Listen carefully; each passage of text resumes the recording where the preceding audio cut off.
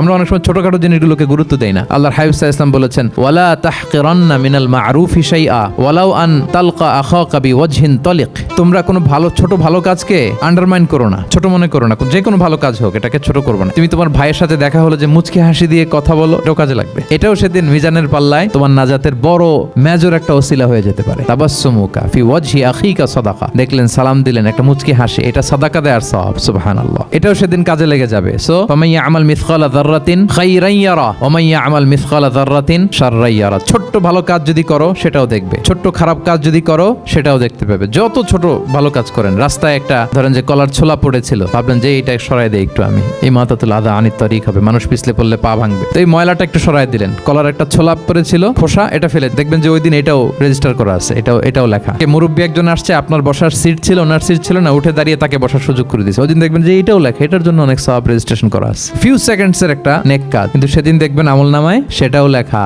কারোর ব্যাপারে এর ব্যাপারে ওর কাছে যে কান ভারী করছেন, ফেসবুকে একটা বাজে কমেন্ট করে দিয়েছেন, দেখার কেউ নাই, ধরার কেউ নাই, দিলাম একটা গালি, দেখবেন যে ওই দিন সব একেবারে ক্ষুদ্র থেকে ক্ষুদ্রতর অনুপরিমাণ খারাপ কাজ, ভালো কাজ আল্লাহ সুবহানাহু ওয়া তাআলা তিনি সেদিন আমলনামায় সব তুলে রাখবেন।